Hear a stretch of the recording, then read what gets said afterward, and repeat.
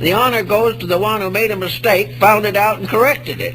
This begins the study of integrities. So apparently the reason why the individual is forced upon his own resources is because his compound nature, which he has gradually evolved from thousands and millions of years, has brought him into a complex situation within himself. He is composed now of a moral nature and an ambition. He is a pessimist and an optimist. He is healthy and he is sick. He is successful and he is unsuccessful. All of these things are due primarily to his own equipment, to the subjective forces of his own life. Gradually, apparently, it is important that man shall become greater than the angels. And this is only possible by virtue. In childhood he is innocent. In adulthood he must be virtuous. And the long years, lives, embodiments of growth through the many incarnations transforms primordial innocence into ultimate maturity. Now this probably represents the wisdom of the guiding power that is far greater than we realize. We no longer need to think of deity as either unable to control evil or unwilling to. It is no longer this at all. It is the problem of a conscientious parent determined to lead its child to maturity, to make the child a complete person, to make the child capable of becoming the foundation of a future, so that humanity can establish a dynasty of growth and progress, which will go on until ultimate perfection is attained. In order that this could be possible, the human being has to stand on his own feet. And this is where most people today are still in trouble. Theology has not sufficiently required that religion must be a demand for maturity. Religion must be not merely a consolation of weakness, but an inspiration of strength. And until it is so recognized, the theologies are in trouble. Because religion is not joining something, it is becoming something. It may be that you join or you do not join. This is not the critical point. The critical point is that joining or not joining, the individual must develop, unfold, and mature his own resources. He must become a mature human being. The process by which he accomplishes this is one aspect of evolution. For evolution is not only the growth of forms through nature, it is the unfoldment of potentials from within the individual. Many mystics of ancient times were quite convinced that the spirit of negation in man is the demon, and that the fall of man is a fall of the human being away from his own integrities through inexperience or immaturity. Every individual makes mistakes. Every mistake is a fall. Most people who are thoughtful learn something from their mistakes, and this is an ascent, so that there is a constant conflict going on, because no matter what we learn, we never seem to know enough. We never seem to be able to meet the future with full maturity of insight and understanding. In order to understand this, we also have to realize the temptation. For the temptation scene is one of the most delightful of all. Incidentally, of all of these theologians, Milton gives us something. Milton excuses the snake, which is a very big thing. He doesn't forgive the snake, but he excuses it, because he says that the snake was deceived in his own case, that the evil one came and deceived first the snake, and the snake perfectly innocently carried on the mistake. So this is one point where he has a certain variation from the traditional form.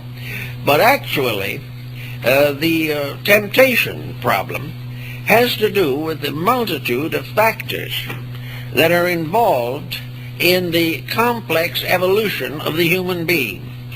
Here, Milton's Paradise Regained summarizes the matter very neatly, because through the Christian mystery, as represented in the life of the Savior and the writings of the New Testament, the individual is restored to his spiritual heritage. But the temptation now is something that is forever. The temptation today is abroad in the land in many ways. Young people are tempted to narcotics, alcoholism, and crime.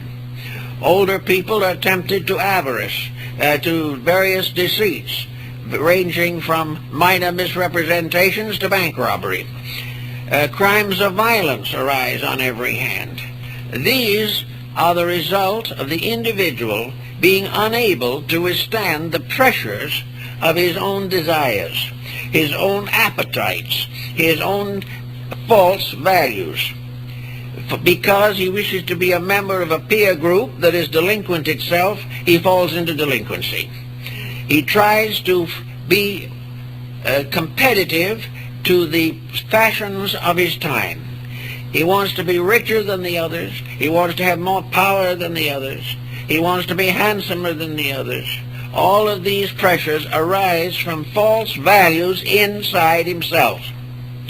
Now, the reason why he has these false values is because he hasn't been adequately trained by parents who had exactly the same false values, but perhaps were a little more conservative with them. Here an interesting angle comes into the story of Milton's Paradise Lost. When the deity observes that Satan is wandering around on the borders of the Edenic garden, he feels that Adam and Eve should receive some special schooling in this matter. In other words, he did not wish to leave them hopelessly to the mercy of Satan. So the Lord in his wisdom sends down the archangel Raphael.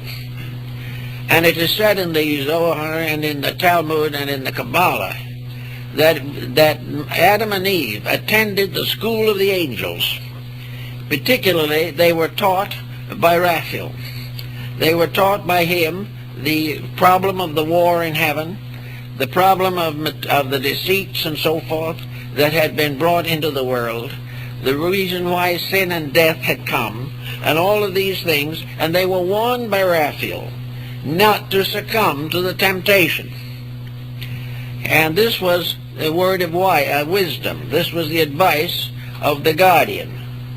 Now, we can take Raphael and we can magnify him a million times, and we can say that Raphael becomes a personification of all the great idealistic religions and philosophies of the world. They are available to everyone. Great integrities have been honored in our human culture.